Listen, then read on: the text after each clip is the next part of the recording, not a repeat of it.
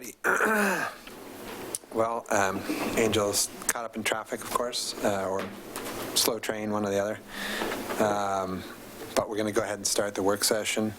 So the first item up will be banking services, a request for proposal, and that will be introduced by Keith McClung and Kelly Tucker. Come on up. Thanks.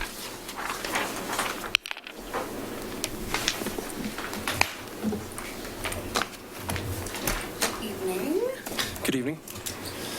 So we are here before you tonight to discuss one of our selection criteria that we plan on putting in formal solicitation for banking services. Kelly, so... Oh, I'm sorry, it's hard for me to hear you. Can you bring the microphone a little closer? Thank you so much. You betcha. I appreciate it. Is that better? It is. Okay. Do you want me to start over? No, you're fine. Okay. So currently the Finance Department is drafting a formal solicitation, request for proposals, that we plan to put out this month, in January. That's going to be for general banking services, everything from our just day-to-day banking operations, lockbox services, and city procurement cards.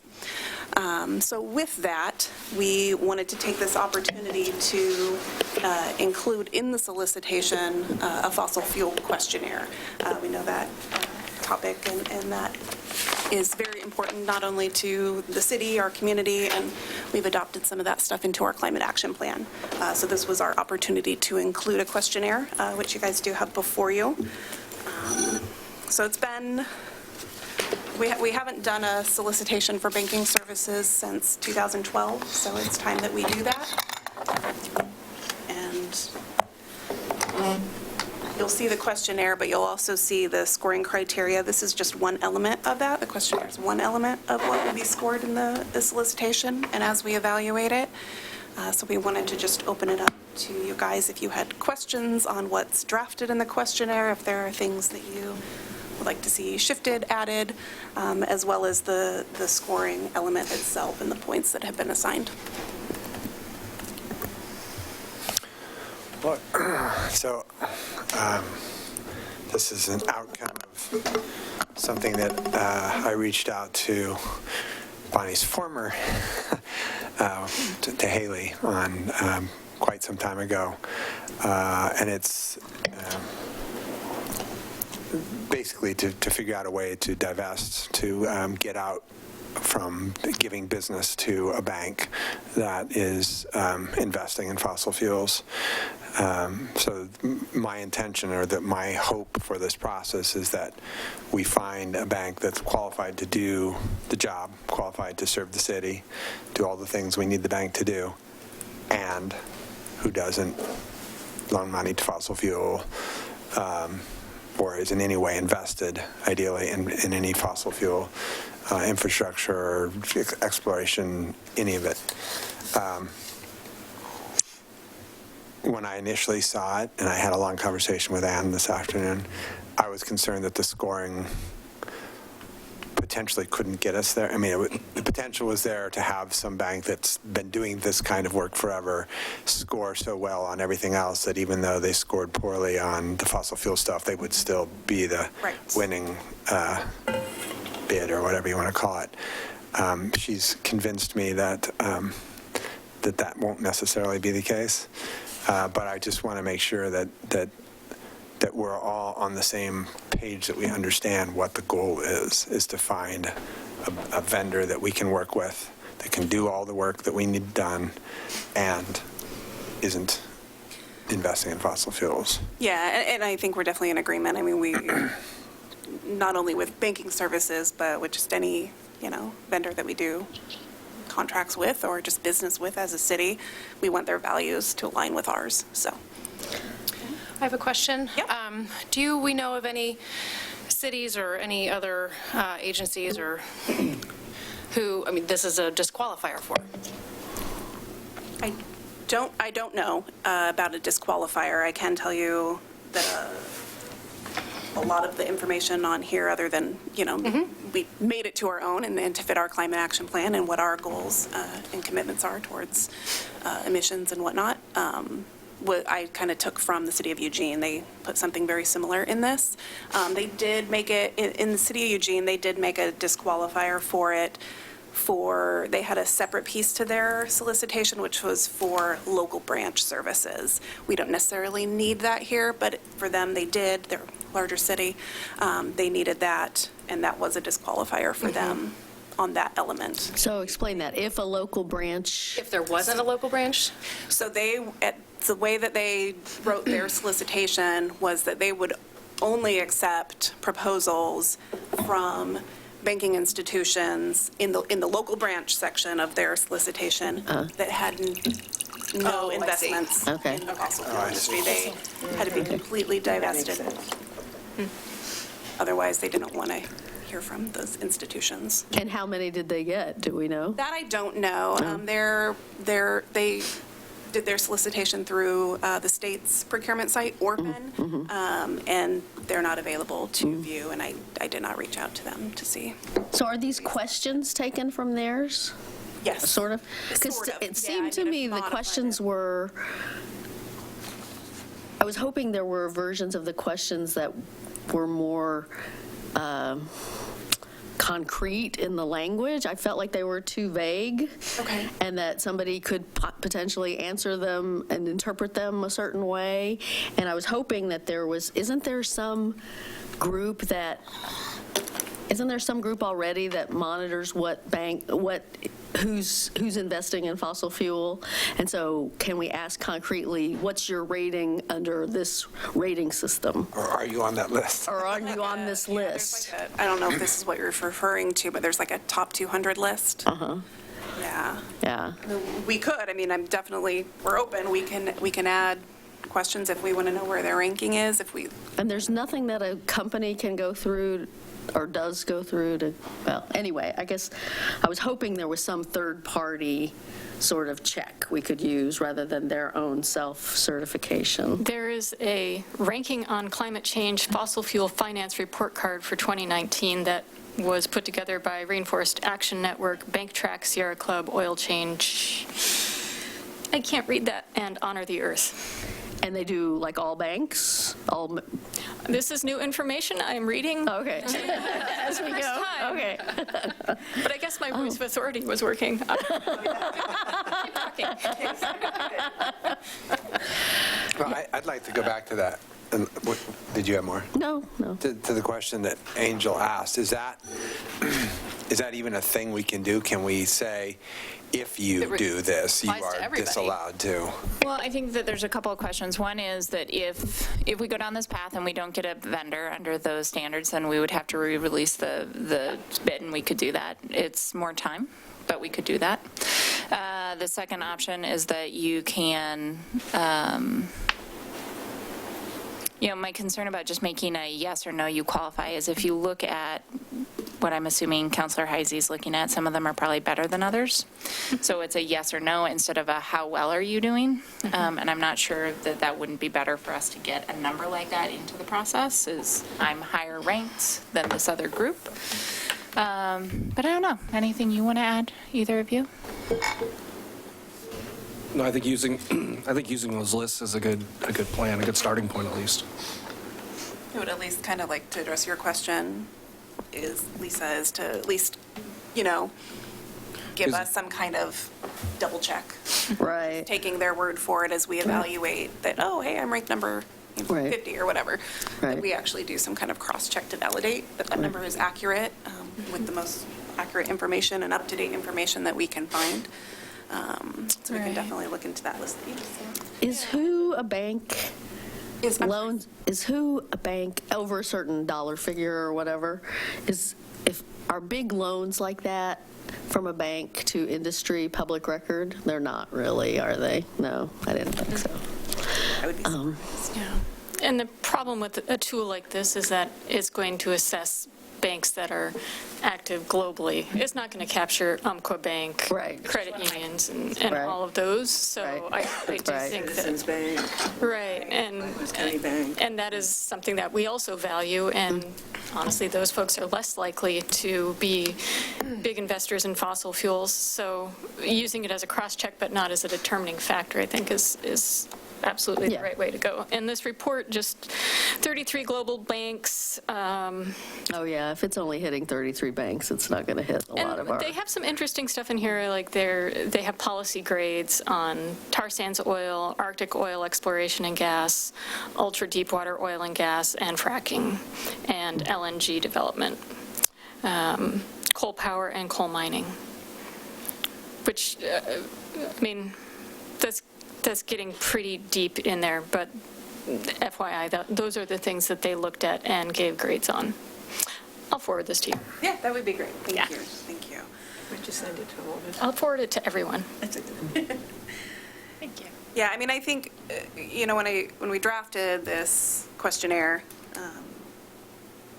at least for me, my hope, my intent was that at least if we can't find a banking institution that is 100% divested from the fossil fuel industry, can we at least hopefully find one that's going that direction?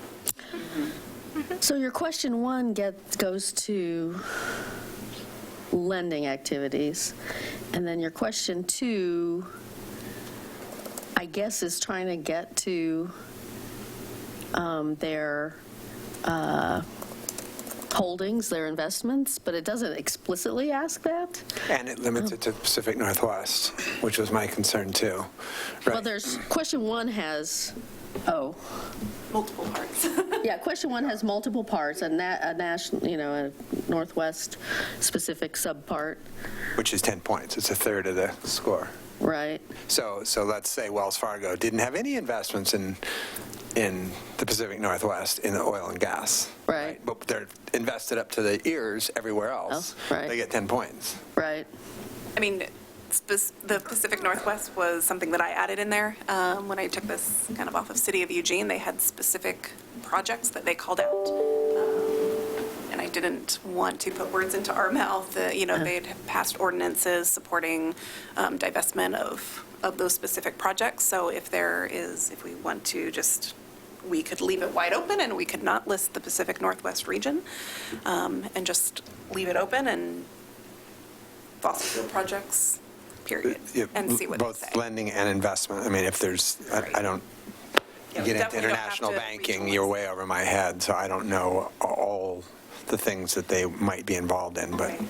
if they're engaged financially Right. as an investment, loans, whatever, with fossil fuels, that's what we're after. Right. And Just tell I us think about it, and then it we're doesn't gonna really make- matter whether yeah. it's in the Pacific Northwest or Okay. Indonesia. It's all, we only got one planet, so.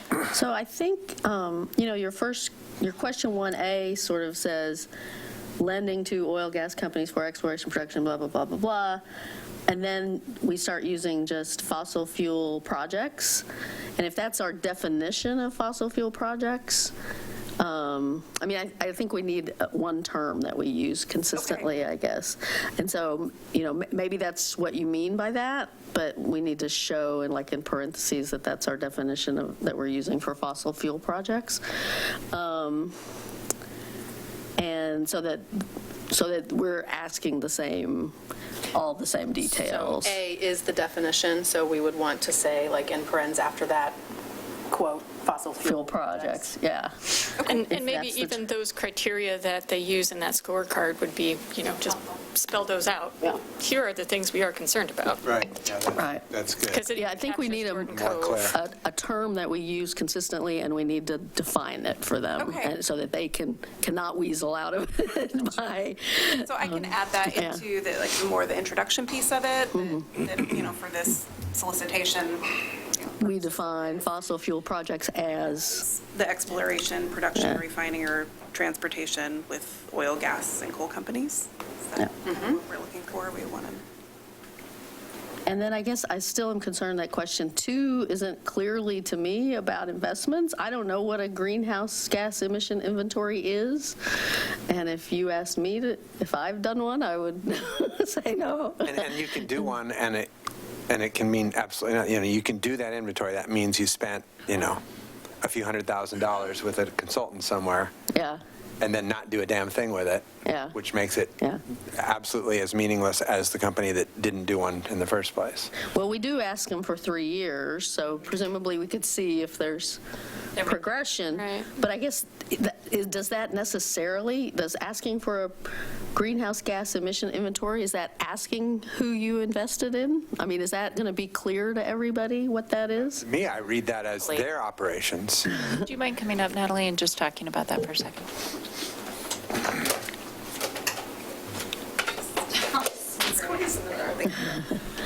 Hi, I'm Natalie Rogers, Climate Action Sustainability Coordinator for the city. So a greenhouse gas emissions inventory, you'll have an operational one, usually for corporations or financial institutions. It allows you to see kind of where they're making progress over if they do one every year. Maybe something that would be beneficial is defining it as a public greenhouse gas inventory, because they could have an operational greenhouse gas inventory that is poor and it isn't reflecting any change, but they don't necessarily need to do that to the public. But otherwise, usually if there's some sort of corporate sustainability or corporate social responsibility department or factor within their operations, they'll typically, at least in terms of environment, will have a greenhouse gas inventory, But emissions inventory. is that just reflecting internal operations, or is that reflecting in any way their investments? Usually, I've never seen one that calls out investments in particular. I haven't really looked for one. But usually it deals for their operations. They don't typically do a consumption-based inventory, which would include stuff like their employees, commute or something. Right. And it would be, I think for banks, it could be significant because they have servers, and I assume that is not managed by a third party for security purposes. So Definitely building energy would likely be. They have large office buildings. That would be typically where a lot of their emissions would come from. On the bigger banks, a lot of travel, right? You're going to have a lot of executive travel. I guess my thing is that the point of this was to divest in some way from the fossil fuel industry. From their investments. Yeah. So we need a third question. So, well, either a third question or change the way we spread the points. I mean, I think it's a perfectly interesting question to ask. Are you guys, as a bank, trying to do anything? But really the point of this is, are you investing in the fossil fuel industry? And if so, we don't want to work with you. Well, I would disagree a little, because I do think we want to send the signal to the market that what you do in your office matters. I'm just saying But one in terms third of the point spread? No, I agree. The point spread could be redistributed. I think that's probably worth more 5 points for what are you doing internally and how are you moving towards a more efficient operation internally. And then move the other 5 up probably into the first part of the question. And I will say that 1A. Peter has showed me a. I can Bring everybody. Are we going to have a longer table in our new city hall?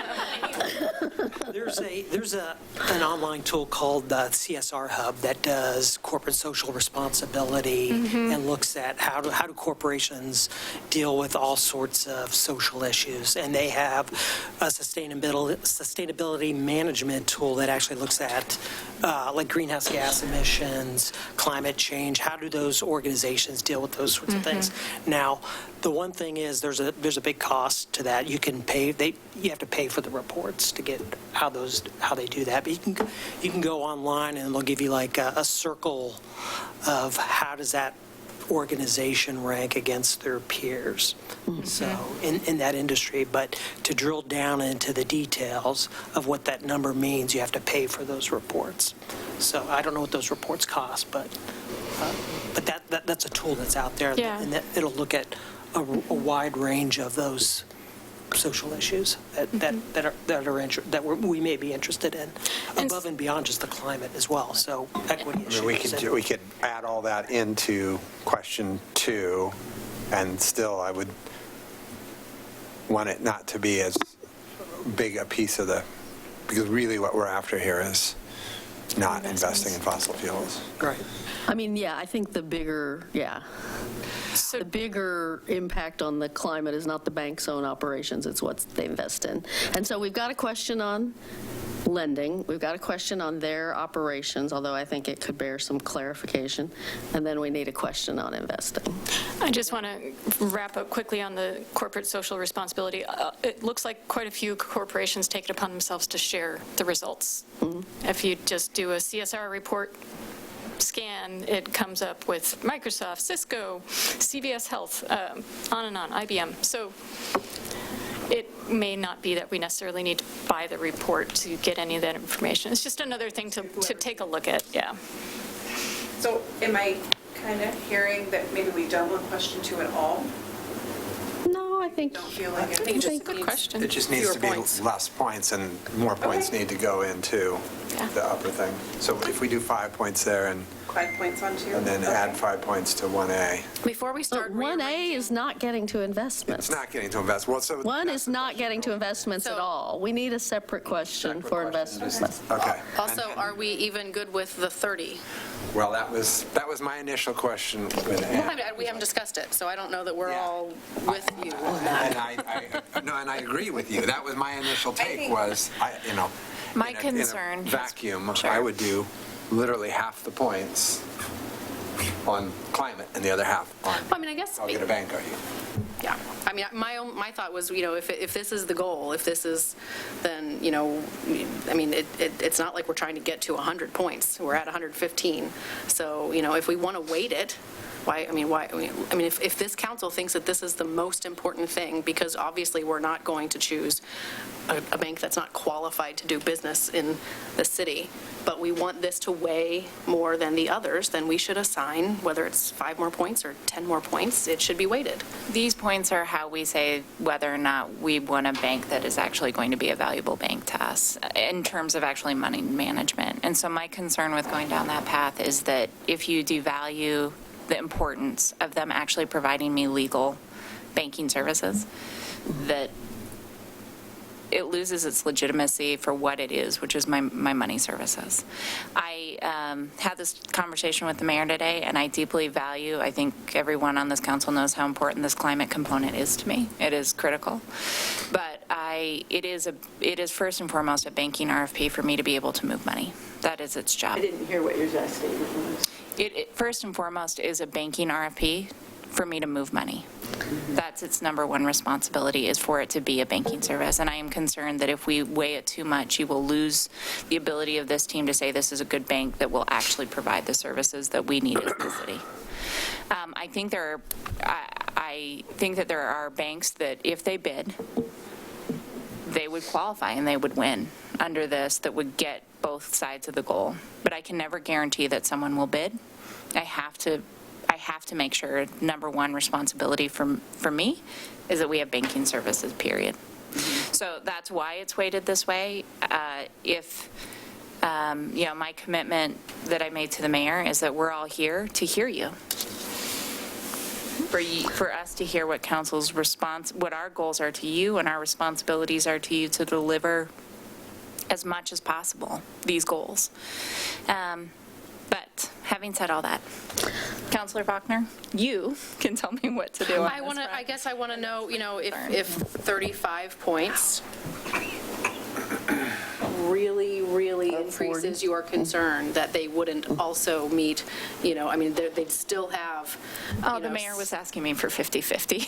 So if you guys want to go up to 5 more, I'm okay with 5 more. As a policy statement, if we're saying this has been a goal for now almost, this will be my entire term, that this has been a goal, climate action.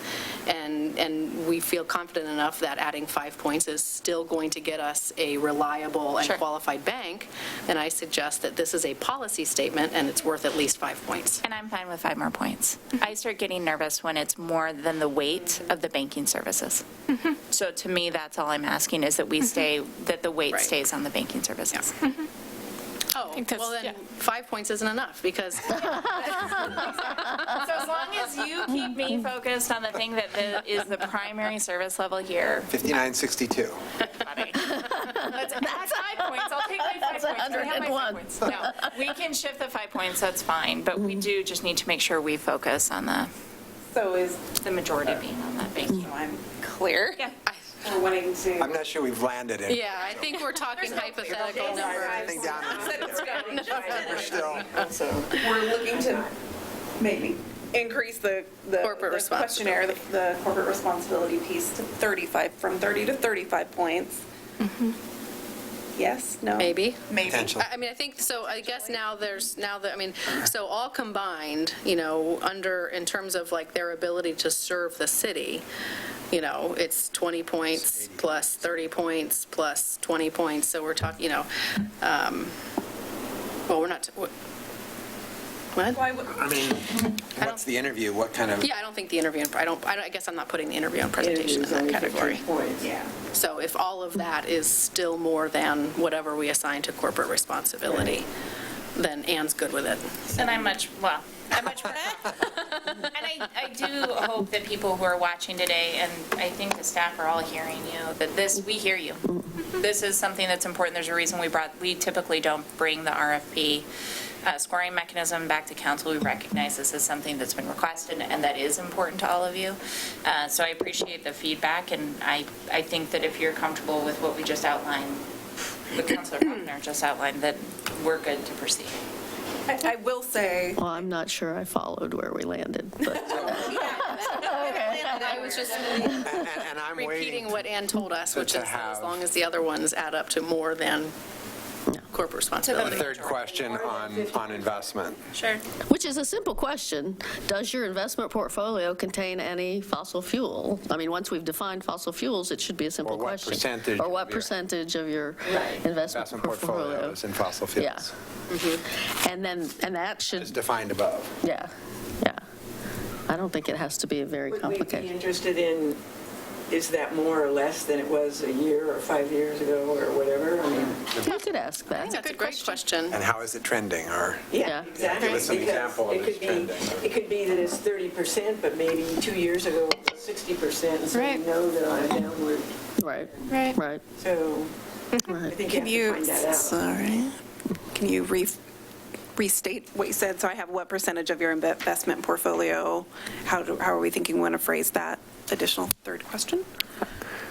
I think you can just follow what you did above and say, what percentage of your investment portfolio is invested in fossil fuel industry?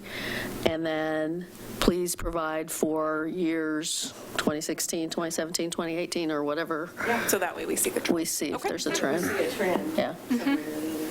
yeah. And maybe that's, so if we were to leave 1A as 10 points, 1B removing Pacific Northwest region as, but it's asking the same question, right? Yeah, B If we is get rid of just, Pacific Northwest region, it's really asking the same question. Right, so if you made that. So we really need to just get rid of B and move those points. Okay. Would you move all the points, or just move like Well, 5 points? So what I'm just trying to figure out, so we did 15 points for question That'll just be one one. about Yes. lending, and we did 15 points to question, we'll call it 2 for sake of gravity's sake, about investment, and that's also 15, and then question what now becomes 3, talking about their social responsibility, and that's 5 points. Then we've got a total of 35 points, and we've weighted heavily where the money is, where the big impact is. Right. Yeah. okay, let me play devil's advocate about keeping in the Northwest sub-question, because what if, I mean, I could see why Eugene might have asked that, because maybe somebody's loaning, I don't know, something that's less, I mean, maybe you're more concerned when they're loaning to the LNG pipeline in Southern Oregon, or the LNG pipeline here, or the coal terminals here in our area versus something. Why would you be more concerned, other than just that, you don't like having them in your backyard? Why? It's the same planet, it's the same climate. We're all, even if all the badness occurs in Indonesia, we still all die. We still It's the same. I think there's a value in thinking about the regional impacts, in that we are in a region that is working very hard to figure out ways to push back. So if we want to demonstrate our support for those efforts, and, I'm thinking about the city of Portland trying to figure out how to stop Zenith from just bringing in more and more crude oil. I'm thinking about Jordan Cove. I'm thinking about efforts in Washington State. I don't have strong feelings about it, but I don't think it's a useless question. And it would be more like maybe we give it 3 points, at which point it's getting into parsing things pretty small and kind of dumb. But maybe it's a sub-part of one, but we just give it all the 15 points. We don't say it's worth a separate amount of points. We just have it as a sub-question. Yeah. All right, sure. If nothing else, it tells us information that other people might want to know. Okay. All right. They wouldn't, would this become public information? Sorry, This will become public information, yes. Their response, as well as obviously the solicitation with the questionnaire. So we're wanting to move Sure, leave the question in there, but it's part of the point total Got it. of. Yeah, 15 points, you said. Yeah. Number 1, okay. So that's point spread sound right? 15 for loans, 15 for investment, and 5 for whatever they're doing socially within their operations. Yeah, I think that's great. So I'm understanding that we want the corporate responsibility to at least be the highest pointage, or highest weighted element within all the criteria. Not as far as overall, just individual. I guess for us, and from finance perspective, speak on behalf of the whole department. I think kind of what Ann was saying. For us, the service understanding and approach is really important. So we like that to be kind of high scored. I would like to see them of equal proportion with the corporate responsibility, just because we work with our bank, whoever we choose, whoever we'll have, on a day-to-day basis, and for us it's critical that we can continue to do daily banking operations with them, and having them understand what our needs are from a customer service perspective for us is going to be a highly weighted criteria for the solicitation. Would you guys be opposed to having at least the service understanding and approach scored element and the corporate responsibility scored element be the same weight? Or are you wanting corporate responsibility to, at least on an individual point basis, show higher than? Yeah, I think what we had talked about was that, it combined, the services element, so the experiences reference, the service understanding approach, the pricing, those all are going to add up to more than corporate responsibility. They're going to add up to twice as much as corporate responsibility, so. So my feeling on that question is no. I still think that I want the corporate responsibility to weigh more individually against those, combined, those are all sort of what you're getting at.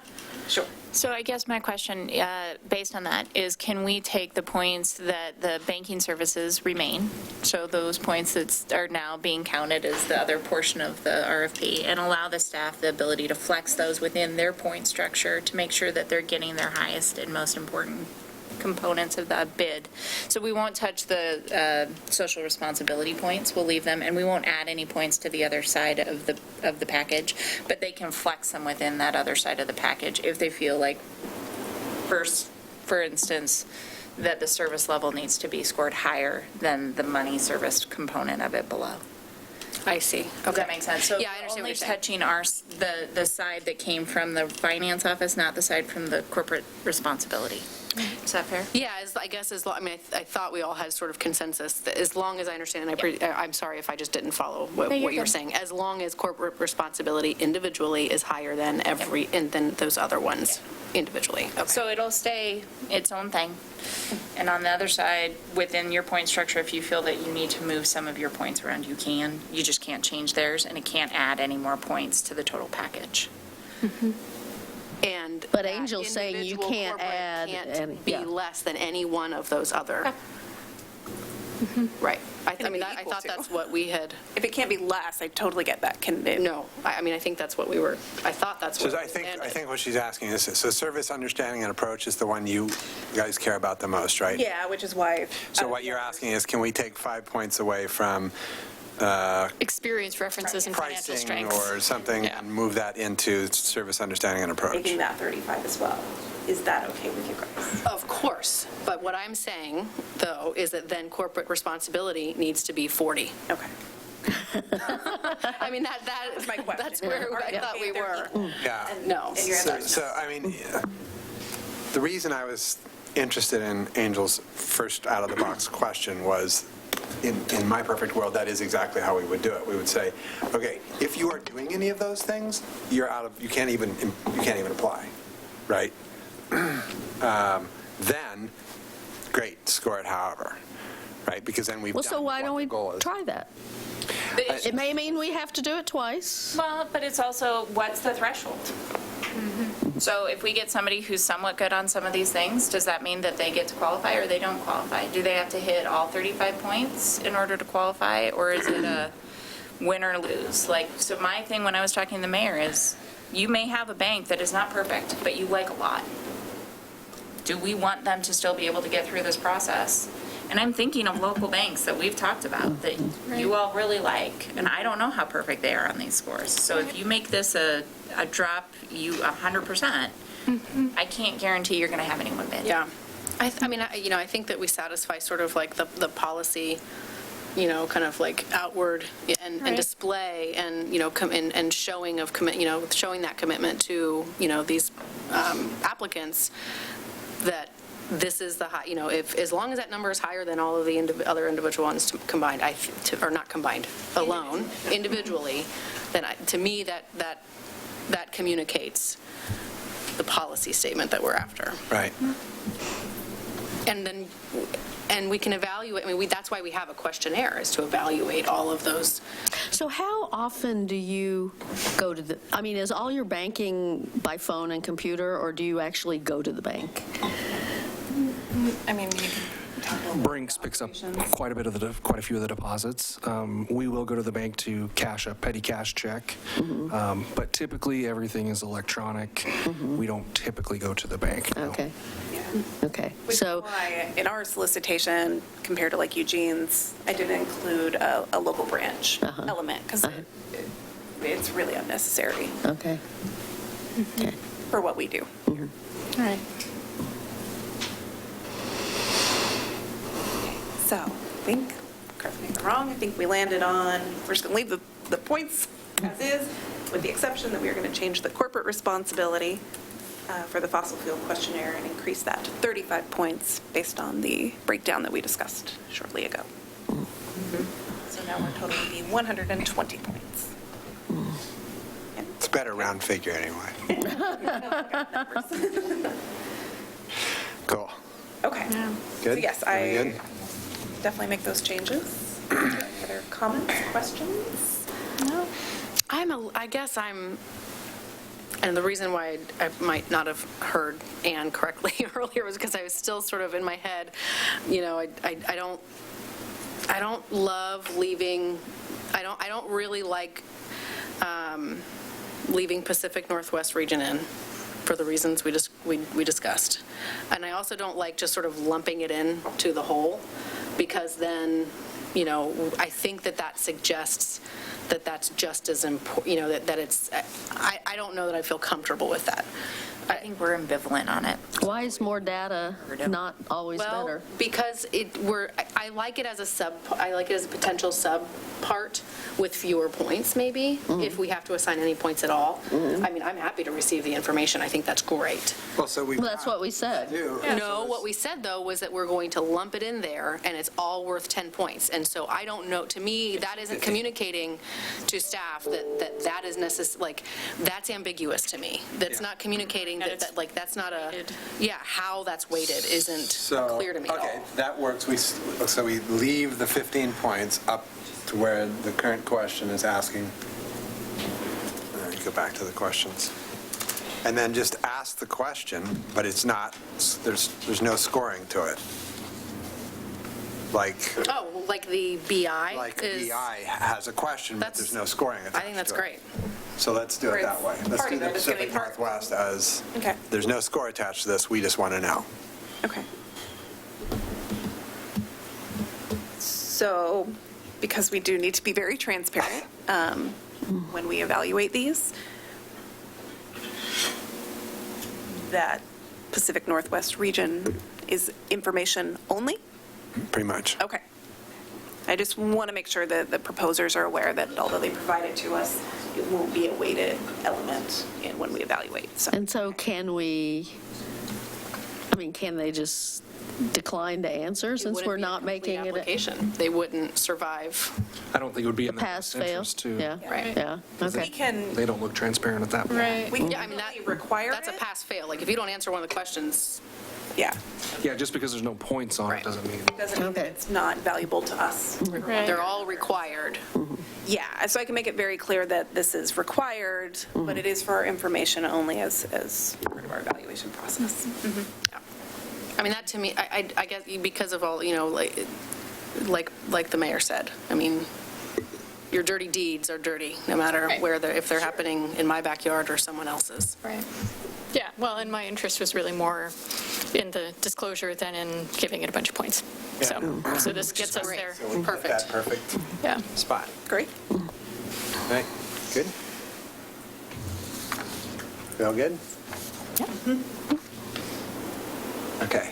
All right, we'll make sure. Good these job. changes Thank you. get Thank you. Thank you. Thank you so much. All right, our next item is the home energy score discussion, and this will be led by Peter Passarelli and Natalie Rogers.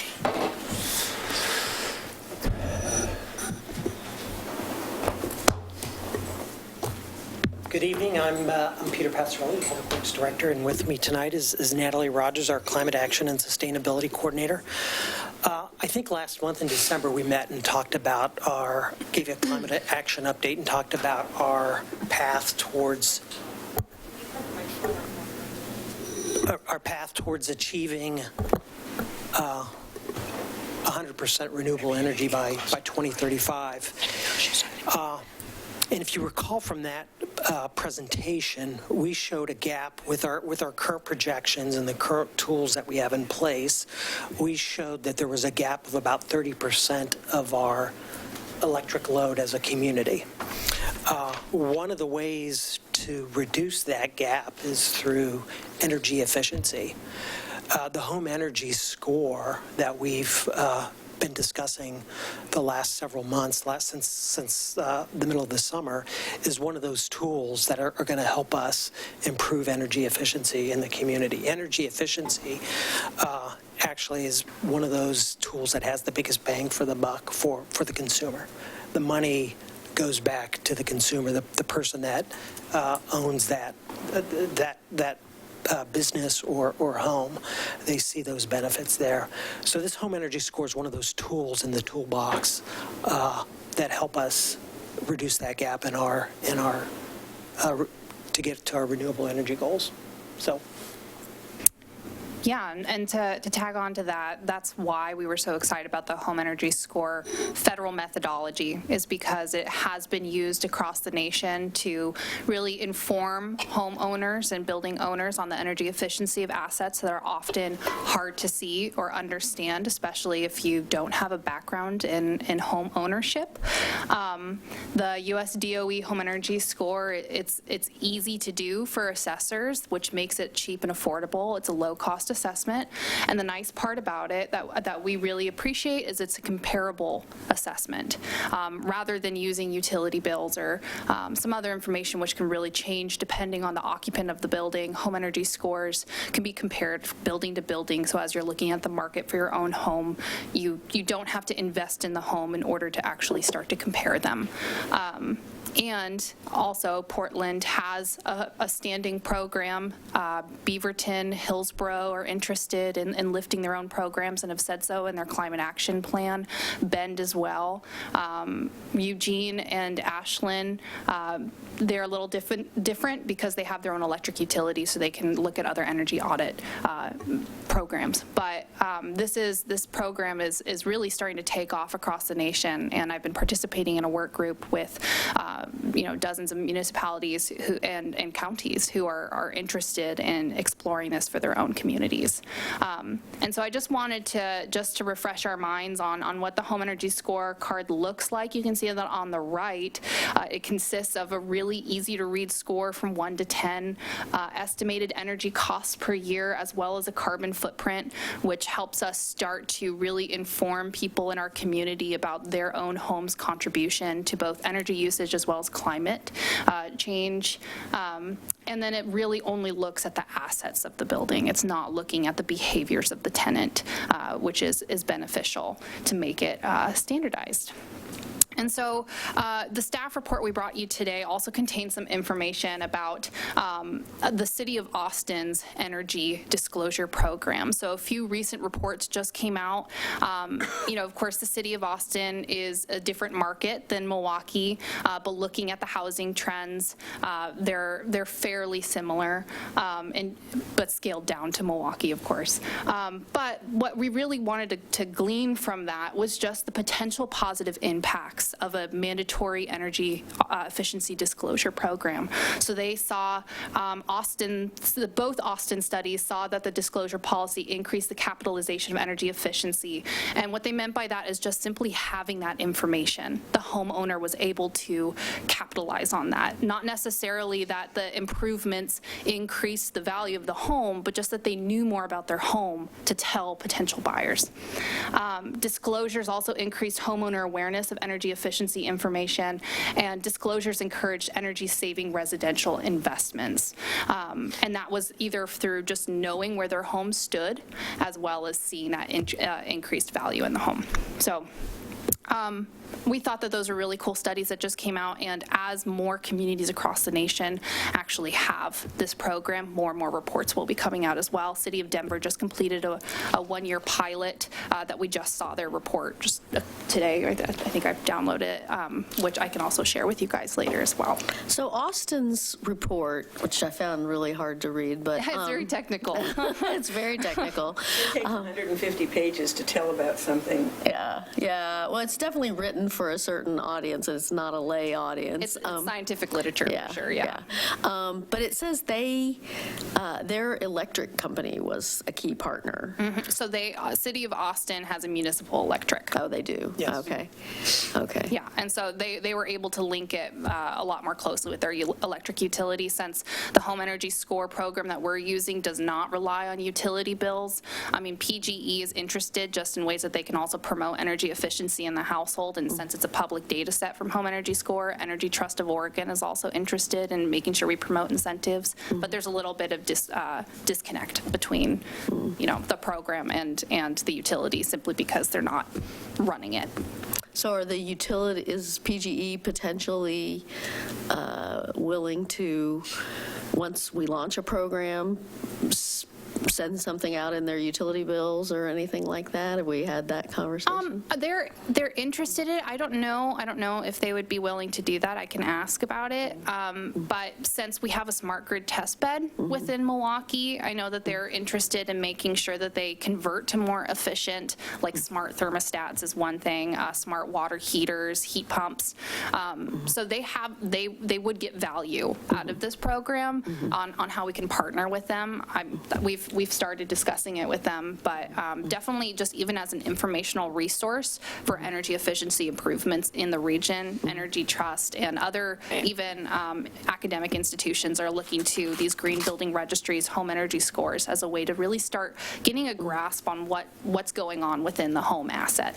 And in PGE's 2050 decarbonization plan, they recognize the importance of energy efficiency in there. They link that in all three scenarios on their path to an 80% reduction in carbon in the electric industry. So it's an important aspect to them. And as I mentioned earlier, this is an important tool to get us on that way there. Could you go back to the matrix, the pyramid? So I believe it was said that it didn't make any difference whether there's one person in the house or 6 people in the house or whatever, that it wasn't gauging that, like how much are utility costs, and yet we have energy costs or cost savings, whatever the dollar amount is over there on the far right-hand side. That's based on the average household, so to make it standardized. So that is a value that comes from the combination of U.S. Census data and other data used in the federal methodology. So like, hypothetically figuring, okay, that's the house that has 2.4 people living in it and 1 animal and blah, blah, blah. Yes. Well, the square footage, and then those things in the box. Right, so they take the average household value, so it might be something like 2.4 residents, and then the important part is that's standard across every single home energy score. Right. With all the discussions we, council, and you guys have had on this, and all the work staff's done on it, and the 180, whatever it was, total pages in the work session packet about it, how can we easily explain this to our citizens that we're, and once again, I continue to be opposed to a mandatory home energy score. If they want to volunteer to do it, I think that's fine, but I just still have a problem with our income level, blue-collar housing in Milwaukee saying, now here's another, cost on top of that. So how do we easily explain to our citizens what this is and how it will benefit them? I do see the ultimate benefits to this. I'm not saying that, but I'm concerned about our 20,000 householders out there. Yeah, no, and we understand that concern, and I would say that they do have voluntary energy disclosure policies around the nation, and they do not fare well. There's not a lot of voluntary participation simply because a lot of these studies have found people just simply don't know about the energy efficiency of their own home, so they wouldn't know to voluntarily get an energy audit. But what we say for the home energy score is you wouldn't go buy a car without knowing the miles per gallon on it. You want to know when, especially, you're looking at the market for a home and you don't have a lot of money to spend per month on utility bills or on home improvements.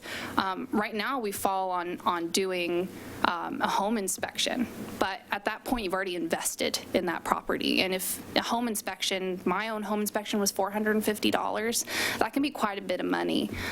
This falls on the person selling the home, and I did look into, I know one request was looking at the cost of selling a home, and that's really hard to predict, but I did find some data, and a lot of the costs are on the buyers, and there's some costs on the sellers as well, but everything is negotiable within the closing of the home. And so when you're buying a home, the nice part about this data is it's readily available for you to make those comparisons when you're browsing the market. But how do we even explain to them what it is and how it will benefit them? I mean, having something in the utility bills is certainly a great idea, but quite frankly, I can't imagine Northwest Natural or PGE putting something that's only specific to Milwaukee. I could see it maybe in our utility bills, but that doesn't really, enter into a lot. You could say and if they're doing the home energy score, they still have to do the home inspection, right? One doesn't. So the buyer would not be doing the home energy score. So as the buyer, you do not have to. No, I know the seller would. The seller, it's negotiable whether or not you're paying for the buyer to get an inspection. Like I paid for my own as the buyer. That's all when the closing of a home. When we're talking about home energy scores to community residents, it's an easy, comparable way for you to have more information about the home you're buying. and it tells you about how. Home you're selling. So you as the 'Cause buyer are you looking want at to talk the it. seller into Yeah, investing so in if you're this. selling, then it's an easy way for you to tell a potential buyer about the energy efficiency of your home or how your home uses energy. Unless it doesn't, right? Which gets Maybe to I was the just gonna point say that I it's maybe really. a different way, because I can Right. say, here are all my statements for all of the insulation I've put in, both in the attic and in the crawl space, and, the new windows and the new sliders, and, If you have the receipts. Oh, yeah. But not everybody's going to have, I don't have the receipts. I mean, yes. And I think just hold on, just to complete that. I mean, getting back to the point about, the housing stock in Milwaukee, as we all know, most of it was built many years ago. And so most of the households that are going to be impacted by this are not going to have the receipts. So because our housing stock is so old, most of the housing, except for the new housing, which Do you mean, when you mean impacted, do you mean? their energy scores are going to be low. Yes. And so I will Because say of that the studies age of have the not home. shown any, I will say that studies have not shown any decrease in value due to a poor home energy score. Right. Or poor energy disclosure. The studies that we have seen and we have read have only shown that people are selling their homes for more if they have more information on the energy efficiency of their home and a better way to explain it to potential buyers. Okay, so no difference between the scores, but just a difference in if there is a score. There hasn't been a study that shows that because somebody got a poor score, their home decreased in value. Right. This is really about teaching, the value is,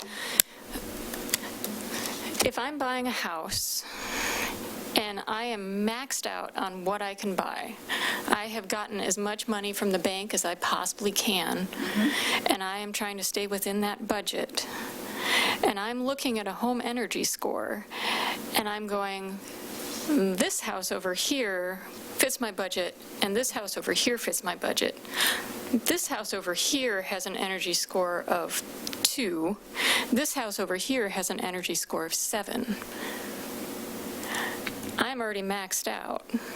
These are both the same costs. Let's assume they have the same number of bedrooms. They've got all the basic things that you want out of your house. This gives you a tool you have never had before to say definitively, most likely, because most sellers are not going to be responsible or really interested at this point in the market, because there is no reason for them to be, in disclosing how much they've invested in efficiency measures and insulation and all of that. This gives you an apples to apples baseline to go, hey, this house over here that scores a 7, I will be able to afford to keep living in. This house over here on a month, right, on a, It really has little to do with what you have in hand to buy. It's what. it's the ongoing burden of And ownership, I yeah. understand that. I get that. Yeah, and it also, Concerned about our residents and our income level residents, having one more cost placed on them that's mandatory. and that's why we have built into this an opportunity for people who can't afford it to get this provided at a subsidy. And I thought it was great that has increased, with the new formula that's being utilized and, money in the budget for that. I appreciate that, because I think that our residents are going to need that. Maybe not. And that would be great if they don't feel that they do. But I think when you're talking about somebody, there are people who are on the edge, right? And they're having to sell their home for financial distress or whatever. But the vast majority of sellers are, willing sellers. A $200 cost on what they're about to make on selling their home is probably not that big of a deterrent, and certainly not a hardship. I don't disagree with that either. That certainly could be and it would behoove them to know that it would cost them less to live in House B than it would in House A, for instance. Other people buying the house. Right. And that they can help sell their house that way. It just, like the folks out there are saying, it's just one more one more way that government's controlling what they do in their private lives. Well, we've had one comment from one citizen about this. More than one Okay. comment. Well, the one comment we did receive said we ought to invest more, the one written comment we received said we ought to invest more in government regulation of where we're planting trees instead. So I go for trees. Which wouldn't factor into the score, so, Right. which, if you don't, Now, though. no, it doesn't. Well, It doesn't factor into the it's a score. mention. So I want to thank you, because I think that on the additional disclosures, I think that you do address my only concern, is that this number isn't actually reflective Yeah. of, potentially what's there, what your actual annual, or ongoing costs are going to be. So I have a real problem with, assigning numbers, because it's going to become a searchable checkbox when people are looking for homes. And so the vast majority of homes in Milwaukee, if someone is looking to buy a home in Milwaukee and they're setting, on their search engine, they're setting, I don't want to look at homes underneath, under a certain value. They're not going to see many homes that are available for sale.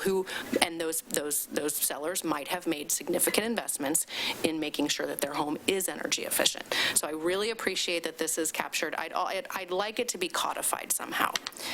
It isn't. It appears nowhere in the draft code. Neither does what is a new building that won't require the disclosures. I think those two things need to be addressed. If you're going to have, if part of the Codify the disclaimers. codify the disclaimers, and also what is a new building, because you can't, how can we enforce, if it's not part of the code, it could just disappear. And then are new buildings required to use it or not? I mean, if it's, nobody's going to read this report 5 years from now. And I will say that so when we come back for the regular session, whenever that may be, either at the end of the month or so, we do need to double check. So the only issue with the disclaimers is that there's very limited space on the front of those scorecards. You can kind of see all the text squished down. So I just have to make sure that these disclaimers fit. And then we'll bring back the final versions, which then we'll enter. Great, but I want it in the code that those are going to be included. Sure. The one thing I just wanted to mention, when somebody buys a house, that's generally the most expensive purchase that they're making in their life. So what we're trying to do is provide information to the buyer, to the market, about the homes that somebody might be buying. And that's useful when you're buying a house. It tells you, as Councilor Heisey mentioned, it provides you a tool to measure homes, to look at the homes objectively and subjectively, to make a determination what's the best fit for your needs. So, And I have to bring this back to why we're doing this.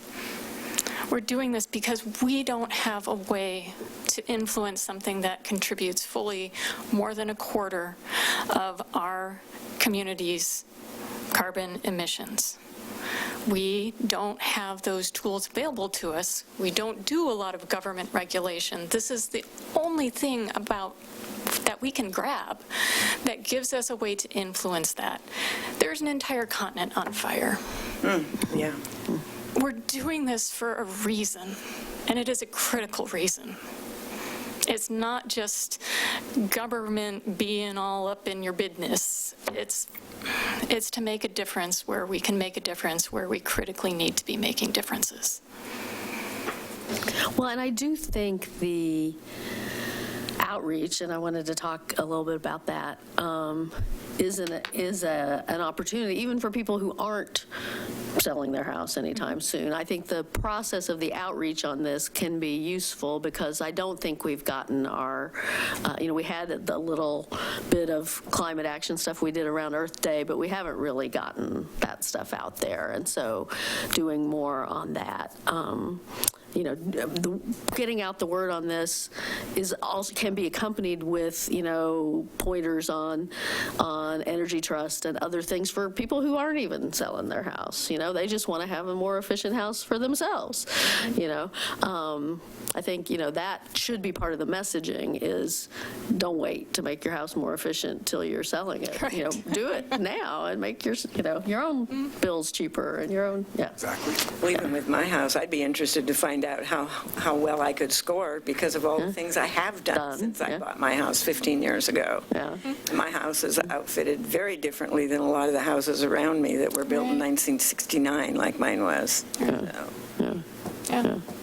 In terms of outreach, one thing that I will mention that we're in discussions with PGE on is is it a Green Power Challenge. Clean Power Challenge. And that's going to be a combination of marketing their green energy products that they have, in addition to the energy efficiency products that Energy Trust offers. And they're going to try to do that with the community to try to grow. Right now, I think we're at 31% of our residential customers take advantage of the Green Source product in the community. So we're looking to try to grow that number, but also at the same time, have people take advantage of the energy efficiency incentives that the Energy Trust has. And we've also Actually, I need to interrupt real fast. We have somebody who's time certain to present tonight, and we're already 15 minutes over. So if it's okay with everyone, I'd actually like to proceed on to the next item. Is that okay? Sure. Thank you.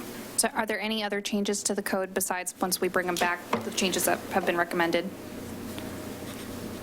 That's all I had. Looks good. Yeah. Thank you. Thank you. Changes. Great job, guys. Thank you. Yeah, good information, lots of information. So much information. Okay, next up, we have the HereTogether strategic framework. Pages of. This will be presented by Cole Merkel from HereTogether. We'll do some outreach on the pilot. We'll do some. How's it going? Well, how are you? Good. Hi. Cool. Hey, Councilor Parks, how are you? I'm well, thank you. Good to see you. You do. So you just advanced using that forward. Perfect, thank you. And you can see the next one coming up. Great. Thank you so much for having me. As Mayor Gamba just noted, my name is Cole Merkel. I am the Deputy Director, Outreach and Engagement at HereTogether.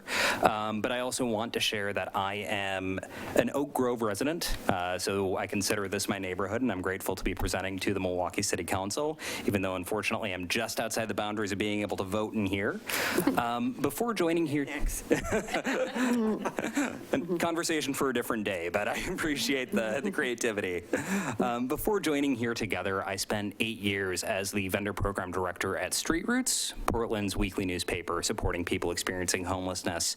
And I had the pleasure of serving on the Clackamas County Affordable Housing and Homelessness Task Force with Councilor Parks.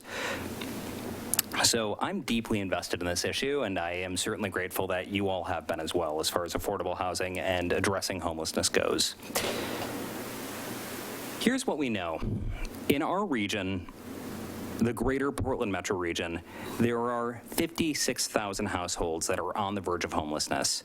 That means one medical bill, one car wreck, one missed paycheck could put somebody on the streets, a person or a family, just with increased housing costs. HereTogether formed in early 2019 to build off of the regional momentum that we've seen in the last 3 to 4 years for affordable housing, and knowing that we have the understanding that we also need supportive service dollars to support the great units that we've been building through the Portland and the Metro Regional Affordable Housing Bonds. We know a couple of things. HereTogether has some overarching goals. Basically, homelessness is a regional problem, and it knows no geographic boundaries. People who are homeless on 82nd Avenue often are going between Clackamas Service Center and Join. Simultaneously, folks who are homeless in Multnomah County may be going to Washington County for culturally appropriate services. We also know that homelessness is not an issue any single government agency can solve, and that asking one single, whether it's county, city, government, to solve it puts an unnecessary burden. This is a regional issue, and we are working to do what we can to put a new dedicated source of revenue on the regional ballot to be able to address homeless services funding. We've been working since early 2019 to build a broad coalition and a broad understanding of the issue.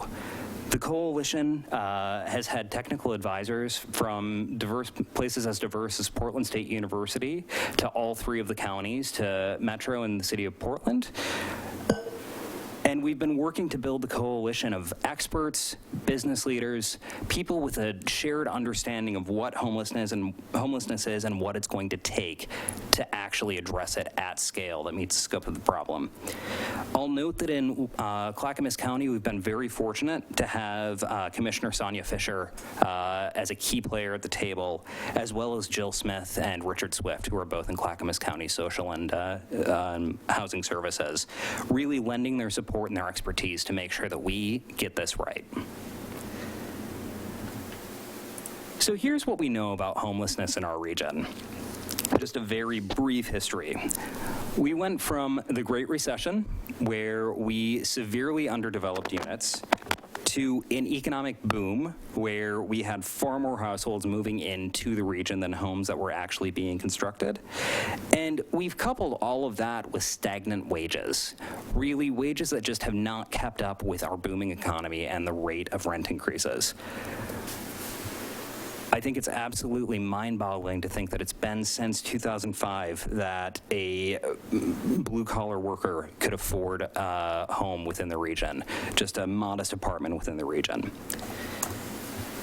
Ultimately, lives are on the line, especially our most vulnerable populations: youth, people exiting foster care, families, people of color, women escaping domestic violence, veterans. This is a regional crisis, and it's something that's going to require a regional response. But we also know that proven solutions exist to ending people's homelessness. We need to provide housing first, where we say to people, yes, we will give you house keys, and from there you can address any of the issues that you've possibly developed in your homelessness, including your addictions, including mental health, including health issues. And we need to provide that with flexible services, because we know that people are experts in their own experiences and often know exactly what is needed to be able to navigate their way through poverty. In conversations Councilor Parks and I had regularly with Clackamas County staff, they said over and over again that flexible services are the dollars that are the most impactful and the dollars that are the least likely to be available to them. I constantly find it just a total head turner that you can use HUD dollars to spend money on bus tickets, but you cannot use HUD dollars for things like gas. Considering that we've got a lot of people who are living in their cars in Clackamas County, that is something that we need to have a new source of revenue to support those individuals. So with our supportive service dollars, with the flexible services and housing first, a lot of the work that's been done so far has focused entirely on construction, sticks and bricks affordable housing.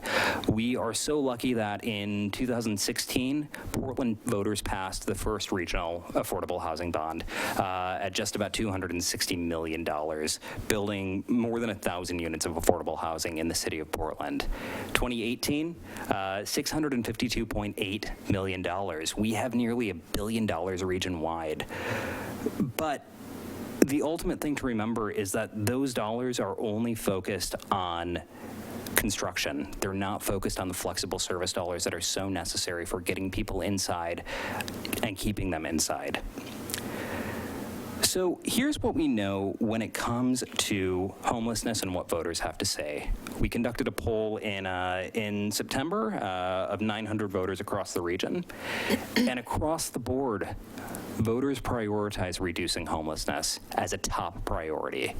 These questions were asked in no specific order, so it wasn't that we were asking all 900 voters whether or not reducing homelessness was their priority as the first one. And ultimately, to see 83% of Clackamas County voters saying that that is their top priority means to me that this issue has become so severe that people across the region are being impacted on a daily basis. Whether or not they specifically have been impacted by it, they know that they have family members, friends who have been.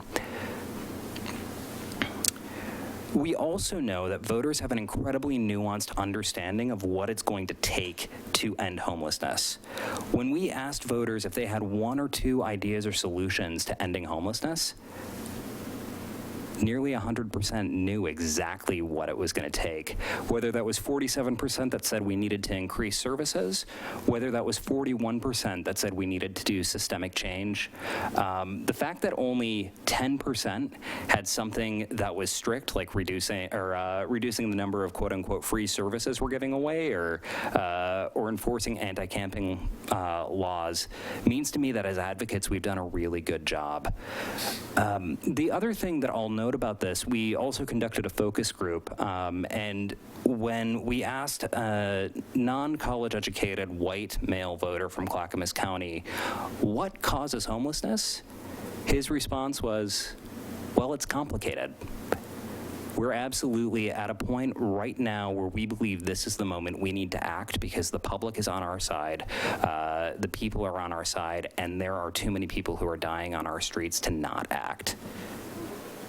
When we asked voters what they would support in order to fund some sort of new revenue mechanism, new revenue stream, we had high support in all 3 counties for a business licensing fee or a high-income earners tax.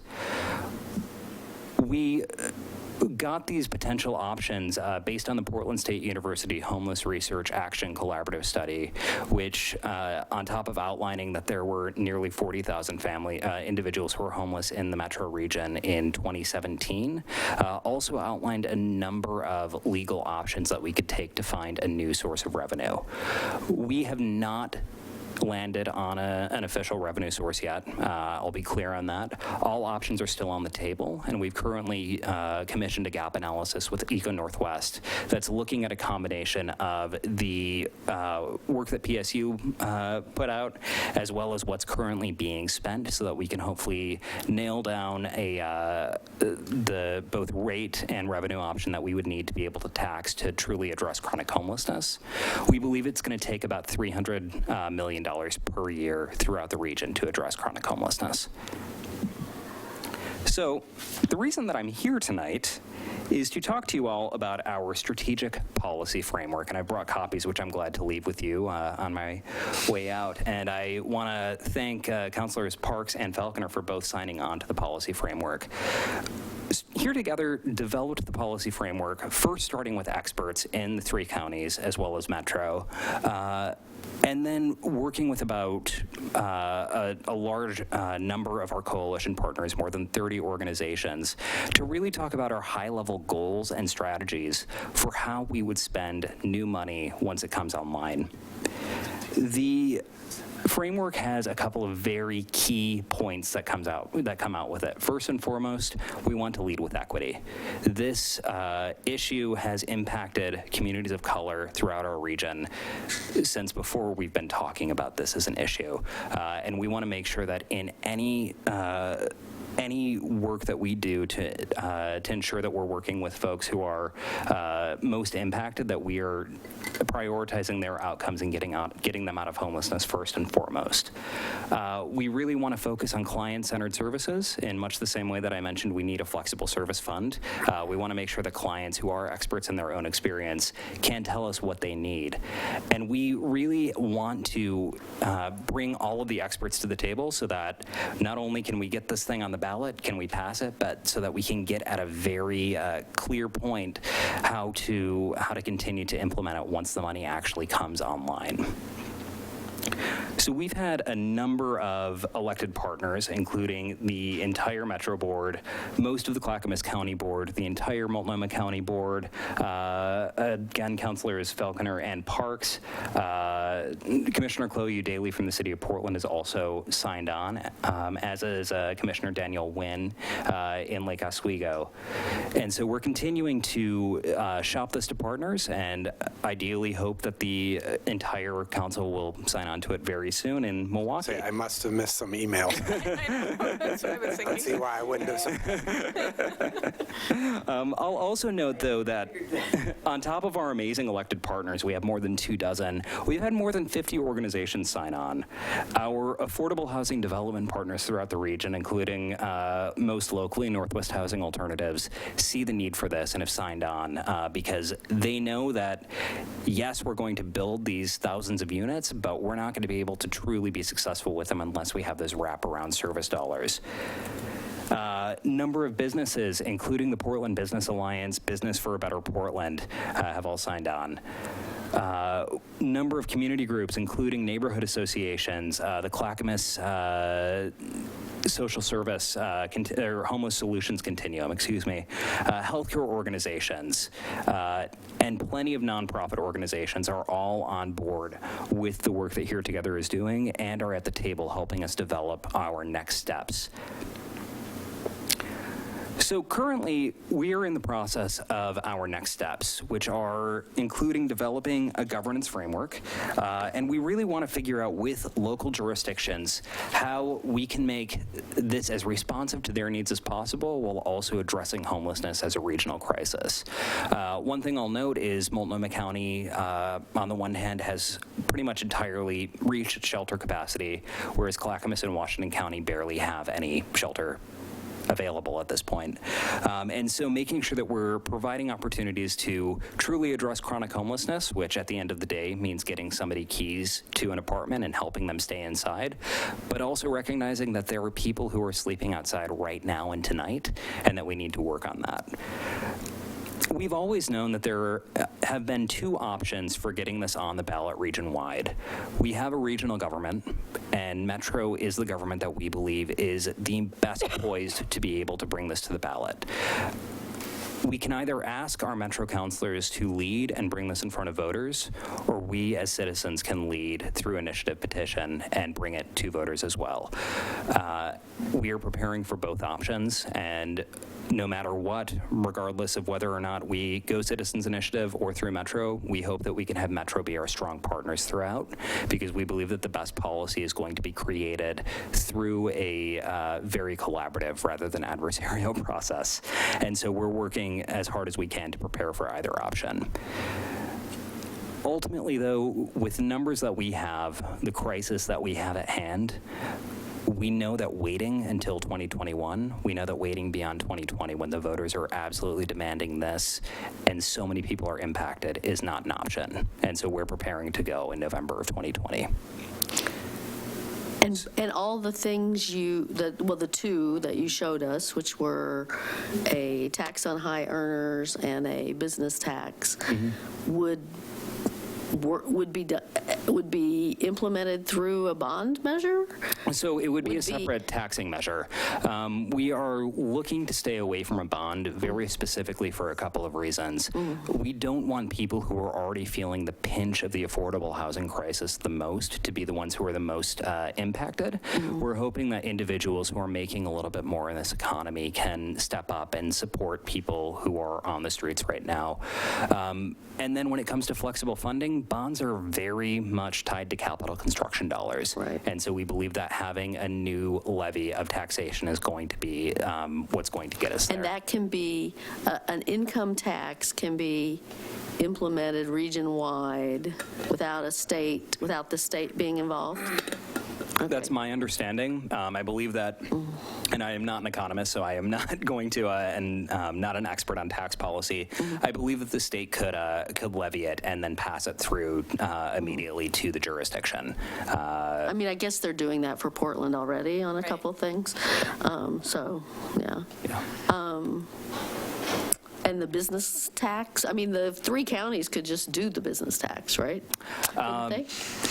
Potentially, but I think when we're getting to this this point of asking for $250 to $300 million a year, we're going to need the people to tell us that yes, we should definitely move that forward. And either approach will achieve that revenue stream. That's my understanding. Right now, as I mentioned, the gap analysis that we've commissioned will help us figure out what tax option, basically how much we would need to tax what percentage on either of those. So again, we haven't nailed it in yet, but those we know are legal options. Another that pulled very high was a gross receipts tax, but the state legislature has preempted local municipalities from levying that. Yeah, so all options are still on the table. Ultimately, what we are asking is not only for you to sign on to our policy framework today, but that as we move toward the ballot, you all work with us. This is the first of several options to show your support for HereTogether. The ultimate show of support will be for whatever we get onto the ballot, that support through the election, and then ultimately the implementation, because like I said, we have no other option at this point. We need to make sure that we're supporting our most vulnerable in our community. So your list of electeds was mostly Clackamas County. You did show Multnomah County and Metro, but what's going on in Washington County? Chair Harrington is signed on behalf of the board, and we are continuing to lobby. We're a 3-person organization, and so we're continuing to lobby as we can. The Chair Harrington has a mayors and chair meeting, and so I believe we'll be going to that in a couple of weeks to try and get as many folks as we can. Yeah. So you can add my name to that list. I appreciate that. Yeah. Thank you. Of course, I'd be glad to join. Yeah. So is there a point, I would ask all of you, where we would consider a resolution of support as a city council? Can we bring that? If that's helpful, absolutely.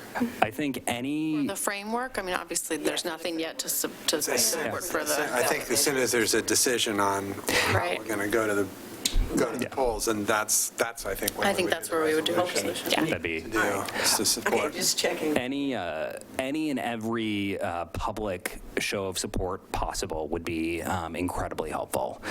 So that's absolutely something that we would welcome and love to work with you all on. We'll be making some decisions in the next couple of weeks because should we move toward a citizens initiative, we will probably need to be plugged in and starting to move forward by the end of February. So our coalition's going to be working toward that in the next couple of weeks. And we can plan to reach out to you directly to find ways to just, broadcast, publicize. That'd be wonderful. Great. Absolutely. A bunch of us do canvassing at election time for any number of reasons, so Yeah. just add another flyer to the pile. That would be fantastic. I've like to mention that there are 3 things that campaigns run on aside from coffee. As you all know, they are endorsements, fundraising in cash, and people power. And to get this through, it's going to take all 3 of those, probably starting in March or April. So it's going to be a big lift, and we want to recognize that. But we hope that by working together, we'll be able to truly make an impact on so many people who are vulnerable in our community. Yeah, I'm really encouraged by your, I saw it in the Willamette Week highlighted a few weeks ago, the polling numbers that are there in support of this and the transportation measure as well, it does speak to me, not to, ding, the work that you've done, but also the level of just appreciation and understanding in the community about these issues. I think, just yesterday, and I just shared this because it was sort of, reminded me of this, that, the Oregonian, did an analysis of wages and how the wage increases, I think, in sort of big, broad terms, we always talk about how well the economy is doing, and actually, it's really not doing very well for a lot of people. And I think that the chart, about median Oregon wages really highlighted it the best, which is that the top 1% have enjoyed a 50% boost in wages since 1990, and all other Oregonians, it is a flat line. Absolutely. 14% over that same amount of time. And we know right here in Milwaukee, I'm fearful about what the census is going to show us, because we know just since our housing needs analysis was done, that our median household income in here in Milwaukee has gone up, $10,000 a year. We know that that's not due to wage increases, that is all displacement. So you have my full support. I'm going to stop because I'm going to cry. We don't usually cry during work session, so. This is a personal issue. It's not actually true. Okay, right, take it back. It's usually It seems like it's more common in the regular session. So thanks. Good stuff. And thanks to the community. Thank you to the community for appreciating and understanding this. Yeah. And I think that it does build on those 2 housing bonds that have gone through, and I think that willingness that the public has shown to really engage with understanding what's going on in the region is really, it speaks highly of this region. And this piece Like you've already said it. You said it much better than I can, that this piece and the housing bonds they work together. Absolutely. One on its own isn't going to do it. Absolutely. I think that the greatest achievement of the Metro Housing Bond, and my biggest fear, is the 0 to 30% mandate, 40% of the units at 0 to 30. Without the extra funding, we're not actually going to be able to put people who are chronically homeless in those units. Yeah. And this is absolutely the way that we can do it. Yeah. Yeah. Good. Great. Yeah. Thanks. Thank you. Thank you. Yeah, thank you all. I appreciate Thank you your very time. much. Thank you. All right. With that, we will adjourn the work session and be back in here in 21 minutes. Yeah. Maybe. Ish.